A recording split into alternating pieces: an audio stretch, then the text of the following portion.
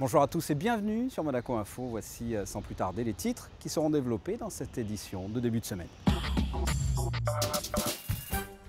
Son Altesse Royale, la princesse de Hanovre, s'est rendue à Gênes et a effectué un don de matériel dans un centre pédiatrique.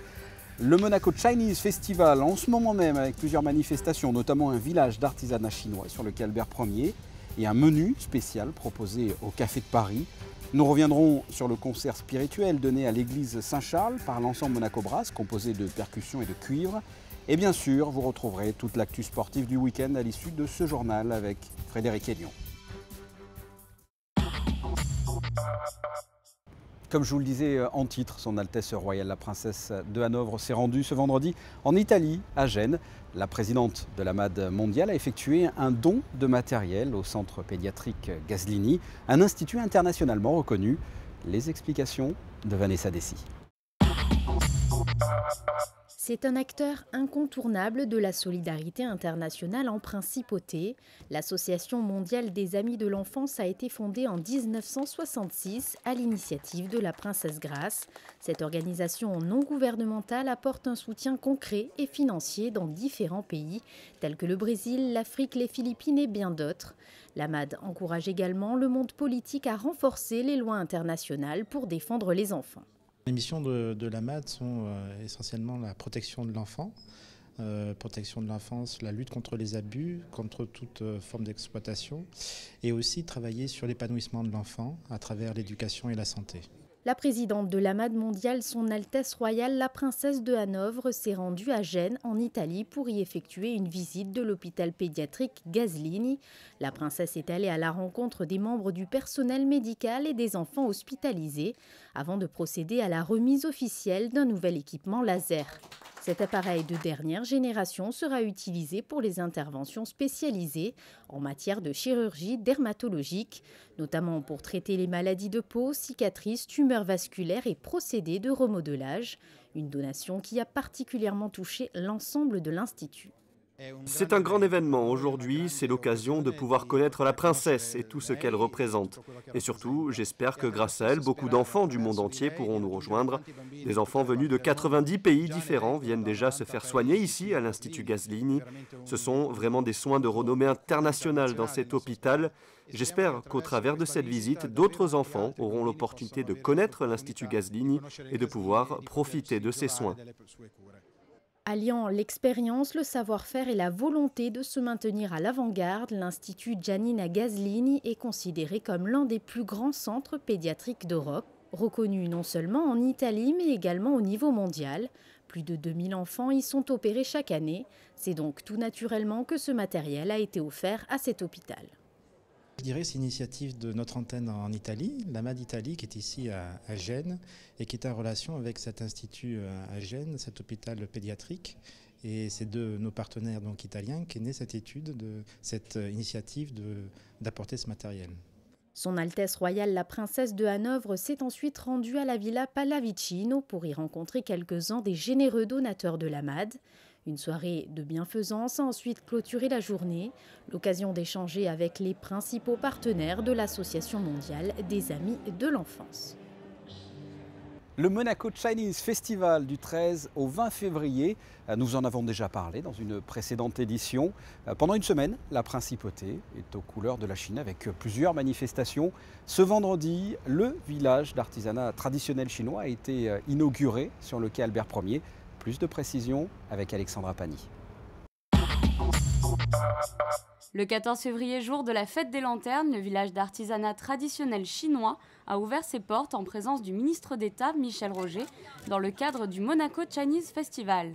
7 grands maîtres présentent des produits traditionnels jusqu'au 20 février sur le port Hercule. La fête des lanternes célèbre le dernier jour de la fête du printemps, qui est l'une des fêtes les plus importantes en Chine. Toutes les familles se réunissent pendant 15 jours. Dès le lendemain, les familles devront retourner et travailler au champ. Cette tradition est vieille d'un millénaire. Ma grand-mère a enseigné cette technique ancestrale à mon père, qui me l'a lui-même transmise quand j'étais tout petit. Ce patrimoine est dans ma famille depuis 160 ans. C'était important pour moi de venir à Monaco pour promouvoir le patrimoine familial et partager avec les Monégasques nos différentes cultures. La technologie de fabrication du cerf-volant a déjà 2000 ans d'histoire. Pour nous, c'est un objet d'art. La fabrication de la forme du cerf-volant n'occupe que 30% du temps, contre 70% pour la peinture, la décoration qui est la phase la plus compliquée. Fabrication de lanternes, de cerfs-volants ou encore de papier découpé sont proposés au public monégasque pour mieux comprendre la tradition, la passion et la transmission de ces savoir-faire ancestraux. Vous pourrez également découvrir une exposition de lanternes traditionnelles dans le hall du Café de Paris, l'Atrium du Casino et au centre commercial du Métropole. La semaine de la Chine se décline aussi dans les assiettes. Le Café de Paris s'est mis aux couleurs de l'Empire du Milieu en proposant une carte chinoise. Présentation de ce menu avec Christine Datomel. Il vous reste quelques jours encore pour découvrir les couleurs de la cuisine chinoise dans l'un des célèbres établissements de la SBM. Depuis le 13 février dernier, 6 grands chefs venus de Chine ont investi les cuisines du Café de Paris. C'est une cuisine bien sûr typique, locale. Et donc on a des entrées à base de poisson, à base de bœuf également. Et puis en plat chaud, il y a des crevettes, un petit peu des plats ou des produits similaires de chez nous, mais bien sûr travailler avec des produits très exotiques, des produits qu'on n'a pas du tout l'habitude de travailler. Donc c'était un petit peu compliqué de trouver sur les marchés ces produits-là. Donc on a trouvé quand même sur Nice, on a un supermarché asiatique. Et donc ils se sont régalés, parce qu'en plus ils parlaient chinois, donc tout s'est bien passé. Le charme de la cuisine asiatique réside dans son goût, un art considéré comme esthétique en Chine. Les techniques utilisées sont très variées et bien différentes des nôtres. Des modes de cuisson qui sont un petit peu plus différents, ou des préparations en amont, beaucoup de marinades, beaucoup de marinades. Bon, après c'est une question de culture, c'est aussi pour aseptiser les plats, donc c'est pour ça qu'on a mariné. Et comme je disais au préalable, tous les viands ou les poissons sont très très cuits, c'est une question sanitaire tout simplement. Pour se comprendre en cuisine, c'est évident ? Alors non, c'est pas du tout évident. Je souris, mais on a la chance d'avoir des interprètes, des gens qui viennent nous aider pendant ce petit challenge. Donc des gens qui viennent nous faire les interprètes, donc ça se passe bien. La cuisine chinoise est l'une des plus réputées au monde et sans doute celle qui comporte le plus de variations culinaires. Aujourd'hui, la culture gastronomique de la Chine concurrence celle de grandes nations telles que la France ou encore la Turquie. À Monaco Chinese Festival, qui tombe bien puisque la fréquentation chinoise sur la Côte d'Azur a augmenté de 24% par rapport à l'année dernière. On change complètement de registre, des percussions, des trompettes, des trombones, des corps, dans un lieu saint. Et tout cela pour un concert spirituel. C'est assez exceptionnel pour être signalé. Eh bien, c'était le cas ce dimanche à l'église Saint-Charles avec l'ensemble Monaco Brass. Reportage de José Sacré.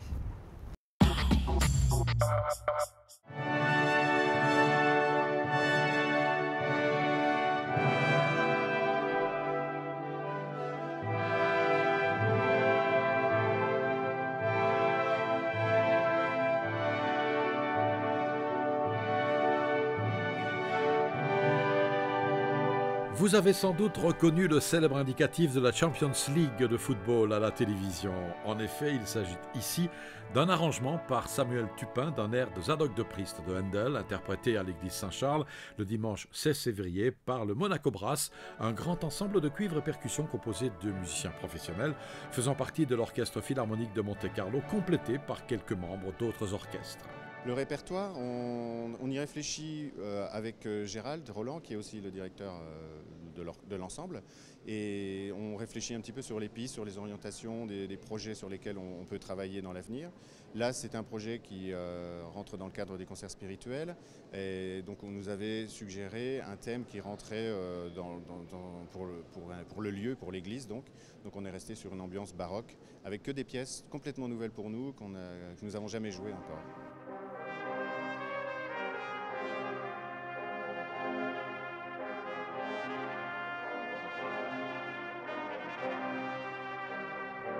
Pour ce concert exceptionnel, Monaco Brass avait invité le célèbre trompettiste Ronald Rom, fondateur du Canadian Brass, qui quelques jours auparavant avait donné des masterclass à l'Académie de musique Régnier 3. C'était un honneur et un plaisir de travailler avec Monaco Brass. Ce sont des musiciens merveilleux. C'est un événement spécial pour moi. C'est la première fois que je viens à Monaco et c'était vraiment une super expérience.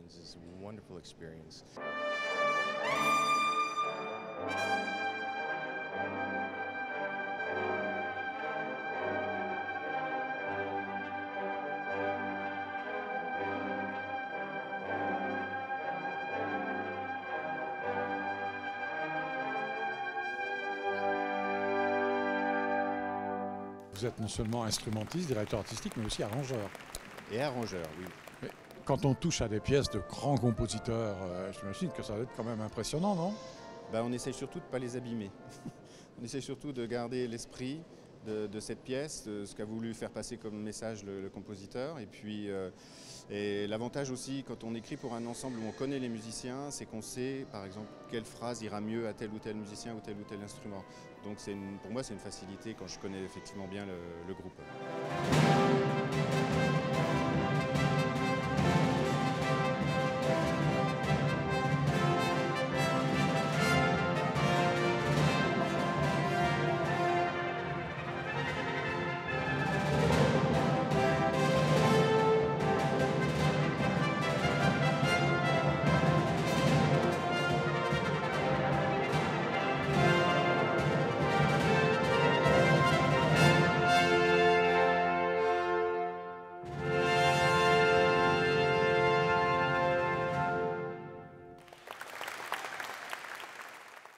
Quel temps va-t-il faire cette semaine? Voici la météo. À commencer par mardi, du soleil et quelques nuages passagers, à noter du vent d'Italie jusqu'à 50 km/h. Les températures sont plutôt clémentes, de 11 à 15 degrés. Mercredi, le ciel sera un peu plus incertain, sans grande détérioration. Prévoyez quand même un risque d'averse le matin et du soleil dans l'après-midi. Les températures, 11 le matin, 14 au meilleur moment de la journée. Jeudi, du beau temps, les nuages seront très discrets avec des températures de fin d'hiver, comptez 11 à 15 degrés. Et enfin vendredi, une journée moins agréable avec un risque d'averse. Les températures sont en baisse de 10 à 13 degrés. Ce journal est terminé. Merci de l'avoir suivi. Dans quelques instants, votre magazine Actu Sport présenté par Frédéric Elion. À très bientôt. Au revoir.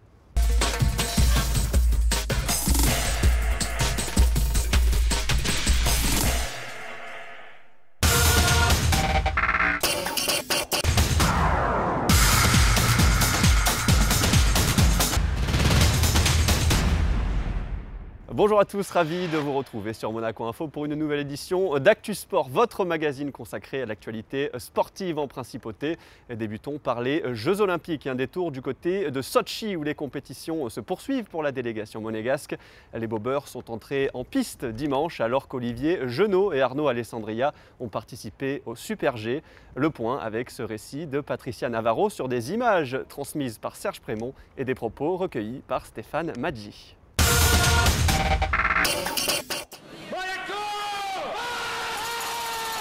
Petit bilan d'étape avec les bobeurs monégasques tout d'abord. Sur la piste de Sanqui, Patrice Servel et Sébastien Gattuson ont terminé ce lundi à la 21e place de l'épreuve de bob à 2. La veille, à l'issue des premières et deuxièmes manches, ils occupaient la 20e place provisoire du classement.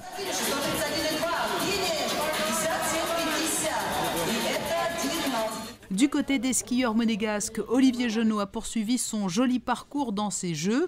Après le super combiné à l'issue duquel il s'est classé 28e, le porte-drapeau de la délégation a terminé 35e du Super G sur 63 concurrents, avec un chrono d'1 minute 22 secondes et 20 centièmes.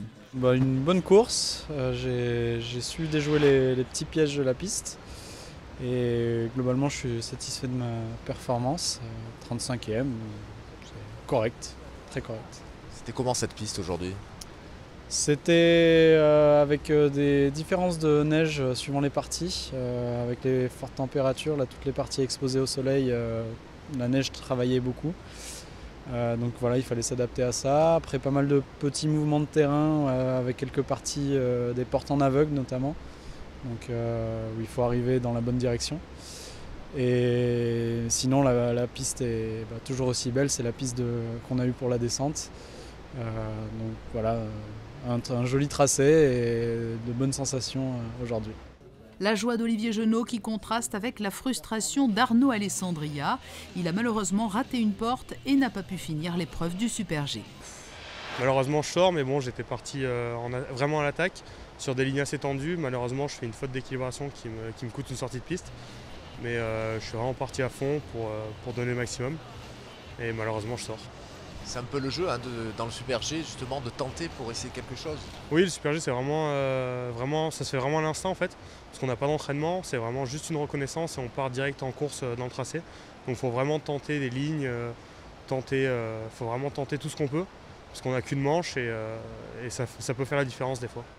Le prince Albert II, accompagné de ses neveux et nièces, Alexandra de Hanovre et Pierre Casiraghi, a suivi au plus près les performances des athlètes monégasques.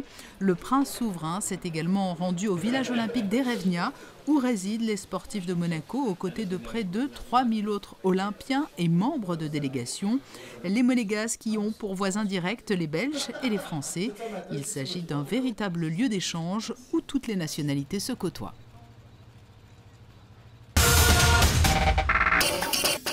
Comment s'est passé le week-end pour les équipes monégasques? La réponse avec vos résultats sportifs en bref. 20e victoire de la saison en basket pour l'AS Monaco qui a écrasé Blois 100-72. Les joueurs de Savo Vucevic restent leaders en N1 et plus que jamais en course pour la montée directe en Pro B. Victoire également en handball, Monaco est allé s'imposer de justesse 38-37 sur le parquet d'Istres. Les coéquipiers de Jordan Perrono restent 5e au classement en N2.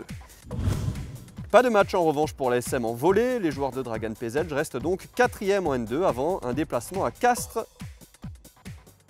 Parlons gymnastique à présent. Les fédérations françaises et monégasques de gymnastique étaient réunies la semaine dernière en principauté pour signer un partenariat. Quels en sont les détails et les objectifs? La réponse avec Fabien Bonilla. Les fédérations monégasques et françaises de gymnastique se sont retrouvées à l'Automobile Club pour la signature d'une nouvelle convention. Un premier partenariat avait été signé en 1996. Il est devenu obsolète.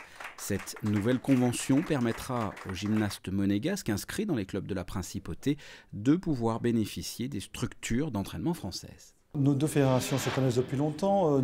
La particularité du moment, c'est qu'il y a une nouvelle présidente et que je suis un nouveau président de cette fédération-ci. On avait besoin de se connaître d'une part, on avait besoin d'échanger aussi. Et donc on a des projets à la fois pour échanger sur la formation, sur l'entraînement, peut-être des échanges de stages, voire même on a parlé de spectacles qui pouvaient être en commun. Donc ça donne des perspectives assez intéressantes. La fédération française va nous aider surtout donc, pour les jeunes monégasques. Donc il y a un gymnaste, un trampoliniste et des gymnastes acrobatiques. Donc c'est plus une communication, une émulation, une entraide, donc un échange avec les équipes de France. Donc on va essayer d'intégrer dans les stages à court terme les monégasques avec l'équipe de France. Ça va nous amener aussi pour le jugement, parce que nous n'avons pas de juge monégasque, donc on va faire une formation à court terme puis à long terme. À l'issue de cette signature, la délégation française est allée visiter les infrastructures de la mairie où s'entraînent les clubs monégasques. Les membres de cette délégation se sont vus remettre la médaille de la ville. 3 clubs sont affiliés à la Fédération monégasque de gymnastique, l'Étoile de Monaco, le Femina Sport et Monaco Gymnastique Rythmique. Plus de 900 personnes sont inscrites dans ces clubs. Et terminons ce journal par un mot d'aviron. Ce week-end se déroulait la 10e édition du Challenge Prince Albert II, la seule compétition hivernale d'aviron en mer. Plus de 400 rameurs internationaux étaient réunis. Reportage. 2 jours placés sous le signe de l'Aviron. La société nautique organisait ce week-end le 10e Challenge Prince Albert II d'aviron en mer, la seule compétition de ce type organisée l'hiver. Plus de 400 rameurs internationaux venus d'une 50aine de clubs européens étaient réunis en principauté avec des courses de 6 km le samedi et de 3 km le dimanche.